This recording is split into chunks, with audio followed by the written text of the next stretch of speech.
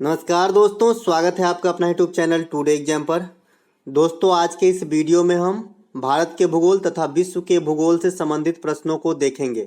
दोस्तों, वैसे तो मैं पूरा प्रैक्टिस सेट ही लाता था, लेकिन आप लोगों ने कमेंट किया है कि एक दिन में एक ही सब्जेक्ट पे वीडियो चाहिए, तो इसी को ध्यान में रखते हुए आज ये डेली डोज के तहत पहला वीडियो है।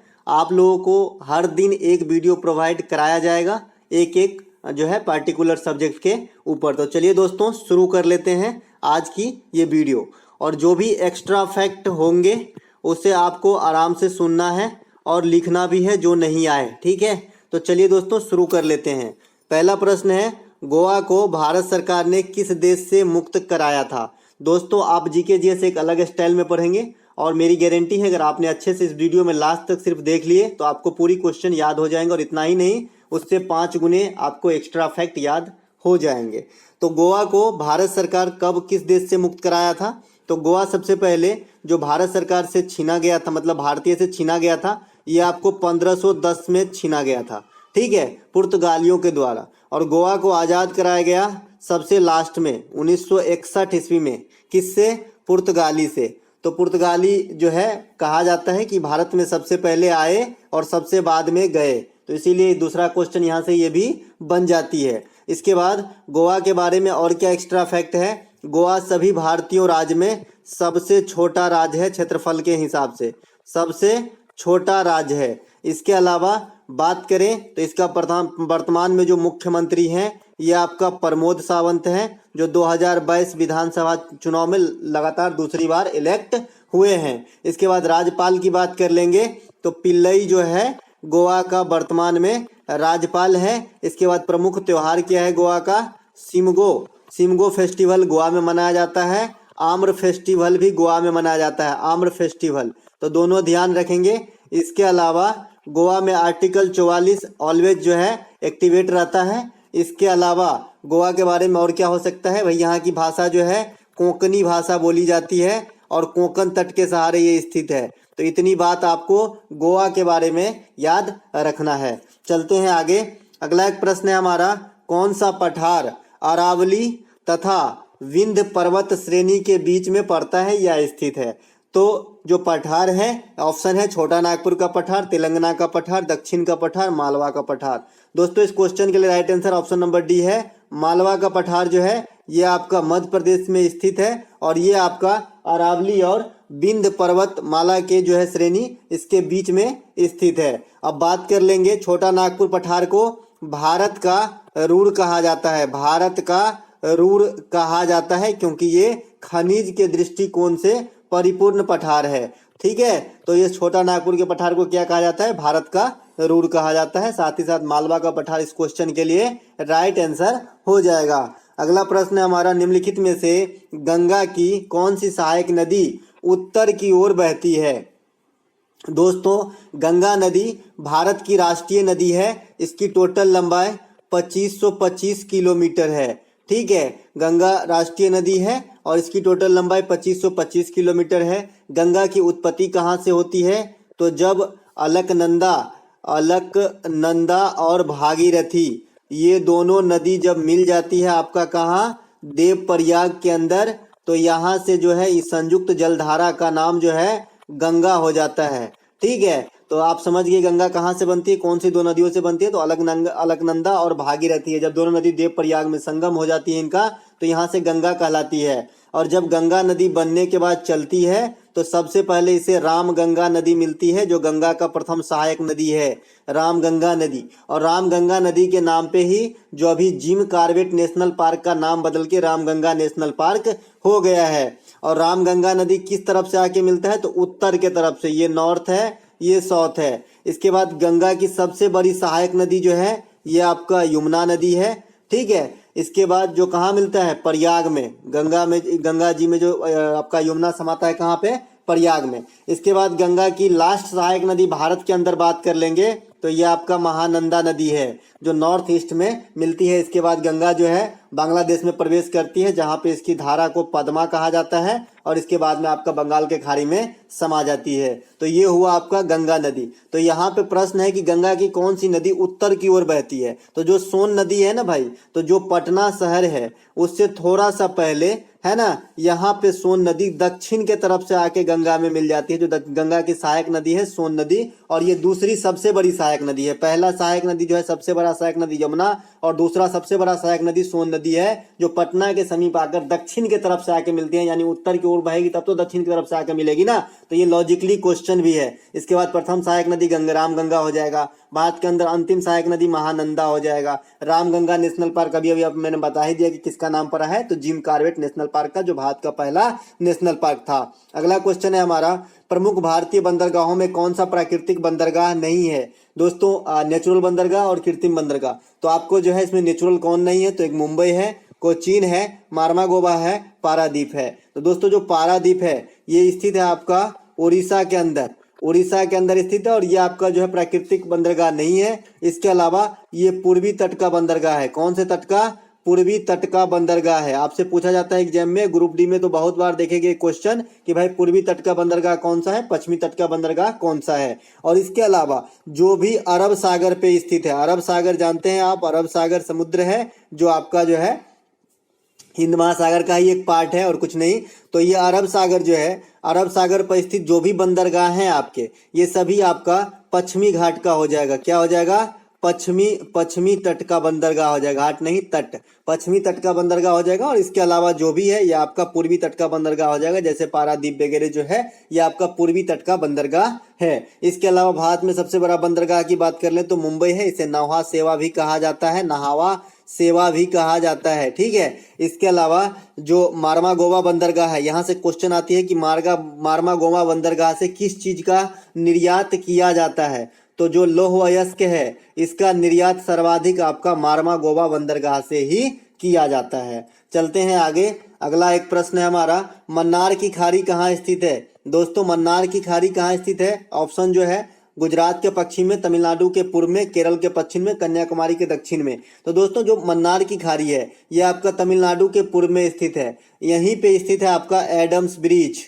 एडम्स ब्रिज स्थित है आपका तमिलनाडु के पश्चिम मतलब पूर्व में, एडम्स ब्रिज, और इसे राम सेतु भी कहा जाता है ना, राम सेतु भी कहा जाता है। तो ये आपका तमिलनाडु के पूर्व में ही स्थित है, और यही से तमिलनाडु और जो भारत है और भारत के तमिलनाडु और वहाँ श्रीलंका, इनके बीच में सीमा भी स्थित है। यानी तमिलनाडु के पूर्व में ही आपका क्या है, श्रीलंका भी है। एडम ब्रिज, राम सेतु बता ही दिया, ठीक है। और भारत और श्रीलंका के बीच जो है आपका पाक जल डमरू मध्य है। कौन सा?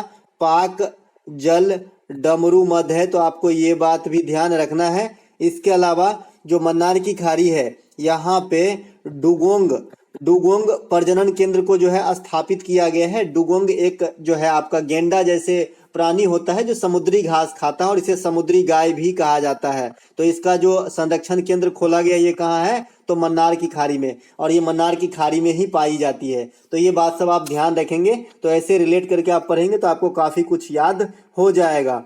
अगला एक प्रश्न है, इनमें से किससे जो है ग्रीन मफलर संबंधित है। ग्रीन मफलर किससे संबंधित है? ऑप्शन है वायु प्रदूषण, ध्वनि प्रदूषण, मृदा प्रदूषण, जल प्रदूषण। तो दोस्तों जो ग्रीन मफलर की घटना है ये आपका ध्वनि प्रदूषण से संबंधित है। ऑप्शन नंबर बी इस क्वेश्चन के लिए राइट आंसर हो जाएगा। ध्वनि प्रदूषण जो है कई प्रकार से हो सकते हैं। जैसा कि आप जानते हैं आजकल ध्वनि भी काफी प्रदूषित है। इतने लाउड में जो साउंड बॉक्स वगैरह बजती हैं तो इससे भी ध्वनि प्रदूषण होती है कर्कशता से।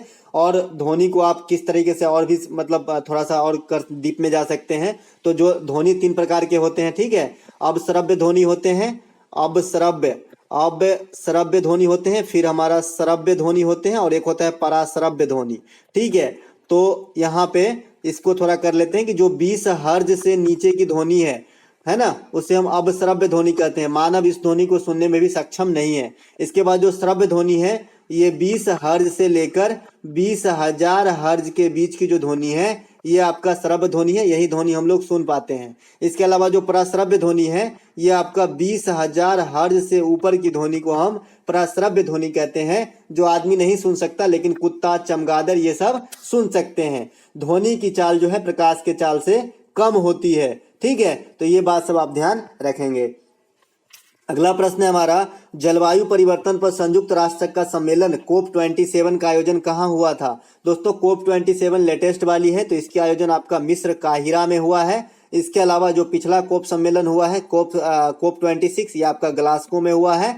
इसके बाद जो पेरिस में हुआ है ये आपका COP21 हुआ है, ठीक है, 2015 के अंदर हुआ था ये, तो ये पेरिस में हुआ है। इसके अलावा नई दिल्ली में नहीं हुआ है। तो यहाँ पे तीनों जो ऑप्शन में दिया गया है, यहाँ पे आपका हो गया ग्लासगो वाला पिछला हुआ है, लेटेस्ट वाली काहिरा मिस्र में हुआ है। इसके बाद जो आपका पेरिस में हुआ है 2015, पेरिस में COP21 की बैठक हुई थी, ठीक है। चलते हैं आगे। अगला प्रश्न है हमारा, प्रतिवर्ष अंतर्राष्ट्रीय टाइगर दिवस कब मनाया जाता है। अंतर्राष्ट्रीय बाघ दिवस कब मनाया जाता है। दोस्तों अंतर्राष्ट्रीय बाघ दिवस जो है ये आपको मनाया जाता है, ऑप्शन है 29 अगस्त, 29 जुलाई, 22 मई और 22 अप्रैल। तो ये मनाया जाता है आपको 29 जुलाई को प्रतिवर्ष अंतर्राष्ट्रीय बाघ दिवस। वहीं पे बात करेंगे 29 अगस्त को क्या मनाया जाता है, तो राष्ट्रीय खेल दिवस मनाया जाता है आपका 29 अगस्त को मेजर ध्यानचंद के जन्मदिन पे। इसके अलावा 22 मई को जो है अंतर्राष्ट्रीय जैव विविधता दिवस के रूप में मनाते हैं, जैव विविधता दिवस के रूप में। इसके अलावा 22 अप्रैल को विश्व पृथ्वी दिवस के रूप में मनाते हैं। वहीं पे एक और आता है इसके 22 से मिलता जुलता कि 22 मार्च, तो अंतर्राष्ट्रीय जल दिवस के रूप में मनाते हैं हम 22 मार्च को। तो इतनी बात आप ध्यान रखेंगे। इसके अलावा भारत स्तर पे जो टाइगर स्टेट कहा जाता है ये आपको MP को कहा जाता है, मध्य प्रदेश को। टाइगर प्रोजेक्ट की शुरुआत 1973 में किया गया था। और जो टाइगर कोई भी रिजर्व है, टाइगर रिजर्व सबसे बड़ा जो है ये आपका श्रीशैलम आंध्र प्रदेश में है, नागा अर्जुन सागर सबसे बड़ा टाइगर रिजर्व है वर्तमान में भारत का।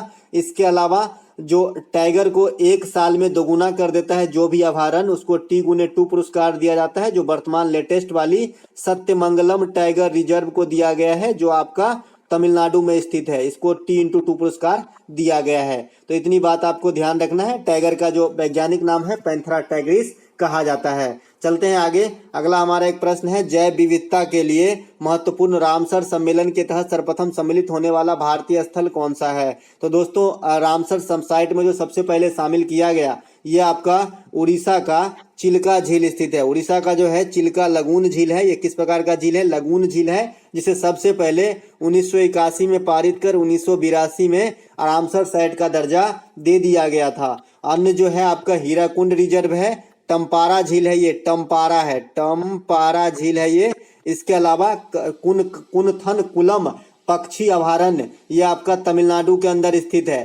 टम्पारा झील ये आपका ओडिशा के अंदर स्थित है। हीराकुंड रिजर्व ये भी आपका ओडिशा के अंदर स्थित है। और चिल्का झील ये भी आपका ओडिशा के अंदर स्थित है। तो सबसे पहले रामसर साइट में शामिल हुआ आपका चिल्का लगून झील। अन्य जो 3 ऑप्शन देख रहे हैं, हीराकुंड रिजर्व, टम्पारा झील और कुनथन कुलम पक्षी अभयारण्य आपका तमिलनाडु, तो ये तीनों को लेटेस्ट में ही अपने जो हाल में ही दिया गया है रामसर साइट का दर्जा। तो इस क्वेश्चन के लिए right answer option number A हो गया। बात करें भारत में कितने रामसर साइट है अब तक, तो 75 रामसर साइट हो गया है भारत में। सबसे अधिक किस देश की रामसर साइट में मतलब स्थान है, तो आपका इंग्लैंड आंसर हो जाएगा, ठीक है। तो ये बात भी ध्यान रखेंगे। रामसर सम्मेलन कब होती है, 1971 में होती है। और ये किसकी पहल है, तो ये आपका यूनेस्को का पहल है, ठीक है। और रामसर शहर किस देश में है, तो आपका ये ईरान में है। तो इतनी बात आप जरूर ध्यान रखेंगे। यूनेस्को का मुख्यालय कहाँ है, तो ये पेरिस में है। वर्तमान में इसके अध्यक्ष जो है आपका एंड्रो अजोले हैं। अगला प्रश्न है यहाँ पे, रहस्यमयी बरमूडा ट्रायंगल किस महासागर में स्थित है। आपने पिक्चर वगैरह में खास करके हॉलीवुड के पिक्चर में देखे होंगे, जहाँ पे बड़े बड़े शिप जाके गायब हो जाते हैं, ये बरमूडा ट्रायंगल है। तो बरमूडा ट्रायंगल किस महासागर में है, तो ऑप्शन है प्रशांत महासागर, अटलांटिक महासागर, हिंद महासागर, आर्कटिक महासागर। तो ये क्वेश्चन के लिए right answer option number B है। अटलांटिक महासागर में आपका बरमूडा ट्रायंगल स्थित है। और सभी महासागरों में अटलांटिक महासागर जो है सेकंड सबसे बड़ा महासागर है। सबसे बड़ी महासागर की बात होगी या सबसे गहरी महासागर की बात होगी, तो दोनों ही मतलब रूपों में प्रशांत महासागर प्रथम स्थान पे है, सबसे गहरी भी है और सबसे बड़ी महासागर भी है। इसके अलावा हिंद महासागर का तीसरा स्थान आता है, तीसरा सबसे बड़ा महासागर है। और आर्कटिक महासागर ये आपका 5वां सबसे बड़ा महासागर है, क्योंकि महासागर 5 है। एक आपका अंटार्कटिक महासागर होता है जो आपका चौथे स्थान पे आता है, ठीक है। अंटार्कटिक महासागर भी है एक, तो ये आपका चतुर्थ स्थान पे है। तो यहाँ 5 महासागर का क्रम भी हो गया। पहला स्थान आपका प्रशांत, दूसरा अटलांटिक, तीसरा हिंद महासागर, चौथा अभी मैंने बताया अंटार्कटिक महासागर और 5वां आपका आर्कटिक महासागर हो गया। प्रशांत महासागर में मरियाना खाई स्थित है, जो आपने काफी बार एग्जाम में क्वेश्चन देखे होंगे। ये सबसे गहरा स्थल है पृथ्वी पे। इसके बाद सुंडा गर्त आपका हिंद महासागर में है, तो ये बात सब भी आप ध्यान रखेंगे। चलते हैं आगे। अगला प्रश्न है हमारा, विश्व की द्वितीय सबसे अधिक ऊंचाई वाली पर्वत चोटी कौन सी है? दोस्तों, विश्व की सबसे अधिक ऊंचाई वाली पर्वत चोटी जो है 8850 मीटर के साथ माउंट एवरेस्ट प्रथम स्थान पे है, तो ये फर्स्ट स्थान पे है। इसके अलावा जो सेकंड स्थान पे है ये आपका गॉडविन ऑस्टिन है, और ये भारत के लिए प्रथम स्थान पे है। गॉडविन ऑस्टिन को ही केटू कहा जाता है, क्योंकि ये काराकोरम श्रेणी में स्थित है। काराकोरम श्रेणी कहाँ है? तो जम्मू एंड कश्मीर में है। तो एक एक बात को आपको तोड़ तोड़ के याद रखना है, ताकि आपको याद रहे, ठीक है। तो केटू जो है ये भारत के लिए पहला सबसे ऊंची चोटी और विश्व के लिए सेकंड सबसे ऊंची चोटी है। विश्व के लिए सबसे पहला ऊंचा चोटी कौन सा? Mount Everest. कितनी हाइट है? 8850 मीटर। कहाँ स्थित है? नेपाल के अंदर स्थित है। नेपाल में इसे क्या कहा जाता है? सागर माथा कहा जाता है। माउंट एवरेस्ट का नाम, माउंट एवरेस्ट किसके नाम पे पड़ा? तो भारत के एक सर्वेक्षक जॉर्ज एवरेस्ट के नाम पे पड़ा है। तो इतनी बात आप ध्यान रखेंगे। इसके अलावा जो कंचनजंगा है ये भारत का दूसरा और विश्व के लिए तीसरा सबसे ऊंची पर्वत चोटी है, जो भारतीय राज्य सिक्किम में स्थित है। तो ये बात भी ध्यान रखेंगे। चलते हैं आगे। अगला प्रश्न है हमारा, इनमें से कौन सा राष्ट्रीय उद्यान असम में स्थित नहीं है? दोस्तों, असम में काजीरंगा स्थित है, डिब्रू सखोबा स्थित है, ओरांग स्थित है, लेकिन दुधवा नेशनल पार्क जो है ये यूपी में स्थित है। कहाँ है? ये यूपी में स्थित है, उत्तर प्रदेश में स्थित है। और इस क्वेश्चन के लिए option number D right answer हो जाएगा, ठीक है। इसके अलावा जो मानस है ये भी आपका असम में ही स्थित है। इसके बाद आपका नमेरी है, ये भी आपका असम में ही स्थित है। तो ये बात भी ध्यान रखेंगे। काजीरंगा जो है एक सींग वाले गैंडा के लिए प्रसिद्ध है, ठीक है। ओरांग नेशनल पार्क का पहले नाम राजीव गांधी ओरंग नेशनल पार्क हुआ करता था, लेकिन अब इसका नाम बदल के शॉर्ट कर दिया गया, सिर्फ ओरंग नेशनल पार्क। तो ठीक है, चलते हैं आगे। अगला प्रश्न है हमारा, निम्नलिखित में से कौन सी नदी अरब सागर में नहीं गिरती है? दोस्तों, अरब सागर में जो नदी नहीं गिरती है, ऑप्शन है नर्मदा, साबरमती, ताप्ती, कावेरी। दोस्तों, इस क्वेश्चन का right answer option number D हो जाएगा। कावेरी नदी जो है ये आपका बंगाल की खाड़ी में गिरती है। कहाँ गिरती है? बंगाल की खाड़ी में गिरती है, ठीक है। और इसे जो है आपका दक्षिण भारत की गंगा कहा जाता है। दक्षिण भारत की गंगा कहा जाता है आपको कावेरी नदी को। और सिर्फ दक्षिणी गंगा कहा जाए तो गोदावरी नदी होगा। एक एक बात ध्यान रखिए, ठीक है। सिर्फ दक्षिणी गंगा कहा जाए तो आपका गोदावरी नदी, लेकिन दक्षिण भारत की गंगा कहा जाए तो कावेरी नदी, ठीक है। इसके अलावा कावेरी नदी इस क्वेश्चन के लिए राइट आंसर हो गया, जो अरब सागर में नहीं गिरती है। नर्मदा नदी अरब सागर में गिरती है और ये अमरकंटक से निकलती है। कहाँ से निकलती है? अमरकंटक से निकलती है नर्मदा नदी, ठीक है। और जो नर्मदा नदी को है मध्य प्रदेश का जीवन रेखा भी कहा जाता है, ठीक है। मध्य प्रदेश का जीवन रेखा कहा जाता है। इसके बाद सरदार सरोवर परियोजना, ठीक है, सरदार सरोवर परियोजना, ओमकारेश्वर परियोजना, ये सभी आपका नर्मदा नदी पर स्थित है, ठीक है। इसके अलावा ताप्ती नदी जो है ये आपका खंभात की खाड़ी में गिरती है और ताप्ती नदी के किनारे सूरत शहर स्थित है। तो ये बात भी ध्यान रखेंगे। इसके अलावा साबरमती नदी भी जो है आपका अरब सागर में ही गिरती है। चलते हैं आगे। अगला प्रश्न है हमारा, निम्नलिखित में से अल नीनो का क्या प्रभाव होता है? ग्रुप डी में क्वेश्चन पूछा गया था, क्या होती है अल नीनो? तो अल नीनो जो है भैया, ऑप्शन है जल का अधिक गर्म हो जाना, जल का अधिक ठंडा हो जाना, जल संघनित हो जाना, इनमें से सभी। तो जो अल नीनो की प्रभाव है ये आपका जल जो है जरूरत से ज्यादा गर्म हो जाता है। तो ऑप्शन नंबर ए यहाँ पे राइट आंसर है। जल का अधिक ठंडा हो जाना ला नीनो का प्रभाव है। ला नीनो, एक तो होता है आपका अल नीनो, एक होता है आपका ला नीनो। तो ला नीनो में अल नीनो का उल्टा है। अल नीनो में जो है समुद्री जल गर्म हो जाती है बहुत ज्यादा, और ला नीनो में समुद्री जल ठंडा हो जाती है बहुत ज्यादा। दोनों ही केस में पर्यावरण के लिए हानि है। जब समुद्री जल बहुत ज्यादा ठंडी हो जाता है तो मछलियां वगैरह सांस लेने के अभाव में मर जाते हैं, और जब समुद्री जल बहुत ज्यादा गर्म हो जाता है तो जो प्राणी जो मरते हैं वो तो मरते ही हैं, इसके अलावा ग्लेशियर वगैरह पिघलते हैं, जिसके जल स्तर में काफी बदलाव आ जाती है। तो दोनों ही कारण से जो है अल नीनो और ला नीनो पर्यावरण के लिए उचित नहीं है, ठीक है। जल का संघनित हो जाना ये कोई मतलब, इसका कोई मतलब क्या बोलते हैं इसको, परिभाषा नहीं है। चलते हम आगे। संघनित हो जाना, जम जाना, इसे संघनन कह सकते हैं। अगला प्रश्न है हमारा, निम्नलिखित में से किस राज्य से होकर कर्क रेखा नहीं गुजरती? आपको अगर याद हो मैंने इसका शॉर्ट ट्रिक बताया था, मित्र पर गमछा झार, मित्र पर गमछा झार, ठीक है, तो इस प्रकार से मैंने बताया था, तो इसी में से आप मिला लीजिएगा। कर्क रेखा जो है भारत के 8 राज्यों से गुजरती है। कर्क रेखा जो है 23.5 डिग्री उत्तरी अक्षांश को कहा जाता है, वहीं पे मकर रेखा जो है 23.5 डिग्री दक्षिणी अक्षांश को कहा जाता है। अब ये वाली फैक्ट आ गया, थोड़ा और समझ लीजिए। 180 डिग्री देशांतर को जो है अंतर्राष्ट्रीय तिथि रेखा कहा जाता है, और 0 डिग्री को जो है प्राइम मेरिडियन रेखा यानी मुख्य मध्याह्न रेखा कहा जाता है। तो ये बात सब हो गई। इसके बाद जो कर्क रेखा कहाँ से नहीं गुजरती है आपसे पूछा गया है, तो गुजरात से गुजरती है, त्रिपुरा से, मिजोरम से, मेघालय से नहीं गुजरती है, क्योंकि मित्र पर गमछा झार में से आप मिला सकते हैं। मित्र पर गमछा झार, इसमें से आप मिला लीजिए तो आपको मेघालय नहीं आएगा। मित्र से मिजोरम, त से त्रिपुरा, प से आपका जो हो जाएगा है ना पश्चिम बंगाल, आर से क्या हो जाएगा राजस्थान, ग से गुजरात हो जाएगा है ना, छ से छत्तीसगढ़ हो जाएगा, झा से झारखंड हो जाएगा, रा से राजस्थान हो जाएगा। तो इस प्रकार से मित्र पर गमछा झार। ठीक है, चलेंगे आगे। अगला प्रश्न है हमारा, वायुमंडल के किस लेयर में हाइड्रोजन और हीलियम गैसों की प्रधानता पाई जाती है? तो दोस्तों वायुमंडल में टोटल 5 लेयर होती है, मुख्यतः तो ऐसे 4 ही होती है लेकिन 5 बताया जाता है।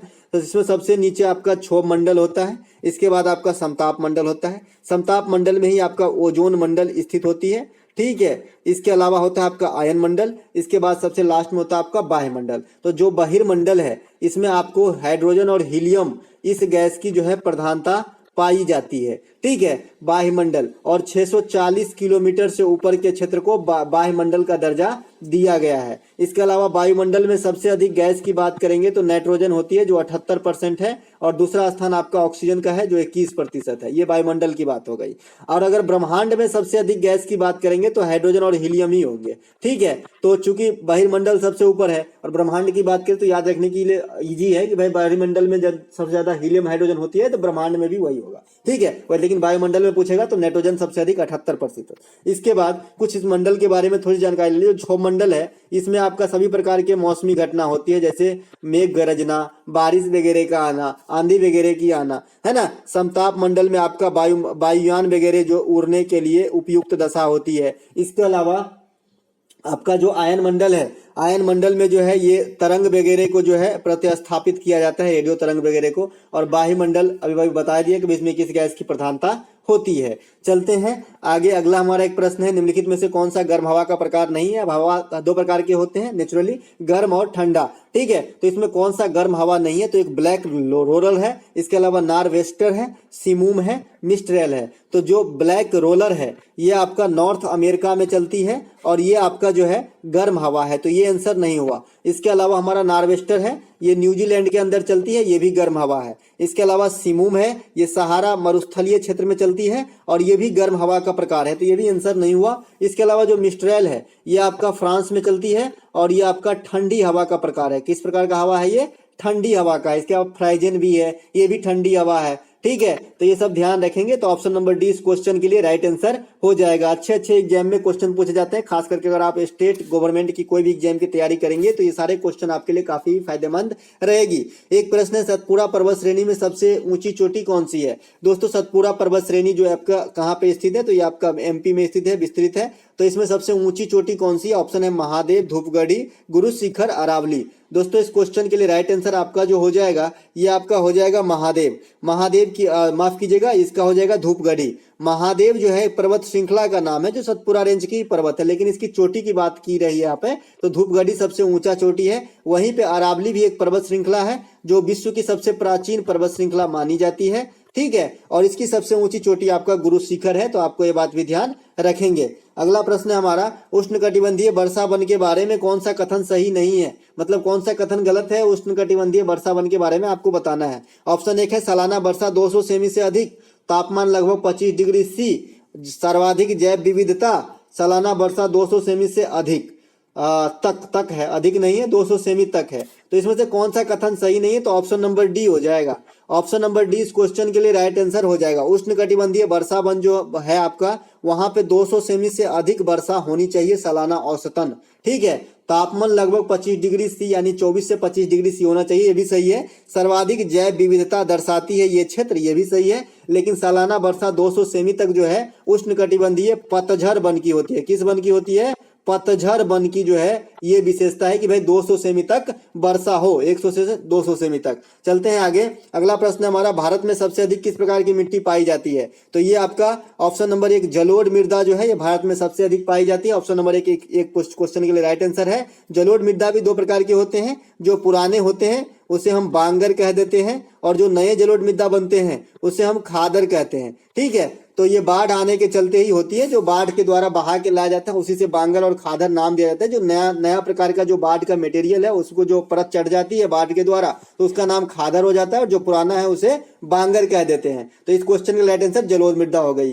काली मृदा को हम कपासी मृदा भी कहते हैं, क्योंकि इसमें कपास की खेती अत्यधिक मतलब फायदेमंद वाली होती है, और इसे रेगूर मिट्टी भी कहा जाता है। तो ये बात भी ध्यान रखेंगे। साथ ही साथ इसमें ह्यूमस की मात्रा सबसे अधिक होती है। इसके बाद लेटेराइट मिट्टी में इलायची वगैरह की खेती हो सकती है, जो पहाड़ी ढलान वगैरह पे पाई जाती है। ठीक है, और लाल मिट्टी का रंग पूछा जाता है कि लाल क्यों होती है? तो फेरस ऑक्साइड की उपस्थिति के कारण लाल मिट्टी का रंग जो है लाल हो जाता है। अगला प्रश्न है हमारा, झूमिंग कृषि को झारखंड में क्या कहा जाता है?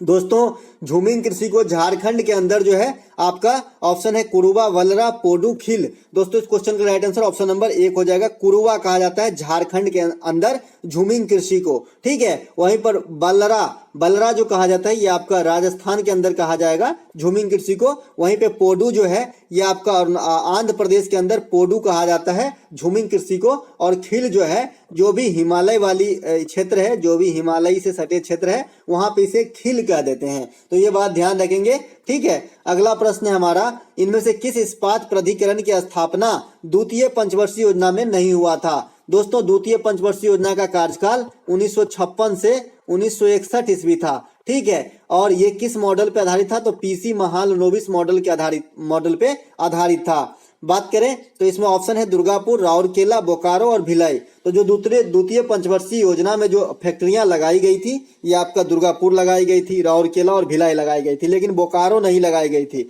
लेकिन यहाँ पे पूछा जा रहा है कि जो द्वितीय पंचवर्षीय योजना में स्थापित नहीं हुआ था उसी को आपको बताना है, तो बोकारो यहाँ पे राइट आंसर हो जाएगा। बोकारो जो प्लांट है इसकी स्थापना आपका 1964 में होती है, और द्वितीय पंचवर्षीय योजना का कार्यकाल 1961 तक ही होती है। तो आप खुद ही अंदाजा लगा सकते हैं। इसके अलावा स्टैटिक्स फॉर्म में और प्रश्न पूछे जाते हैं कि दुर्गापुर किसके सहायता से? तो आपका ब्रिटेन के सहायता से लगाया गया, जो आपका पश्चिम बंगाल में स्थित है। इसके अलावा राउरकेला आपका जर्मनी के सहायता से लगाया गया, जो आपका ओडिशा के अंदर स्थित है। इसके अलावा भिलाई जो है उस समय मध्य प्रदेश और वर्तमान में छत्तीसगढ़ के अंदर है, और ये आपका रसिया के सहयोग से लगाया गया है। तो ये बात सब आप ध्यान रखेंगे।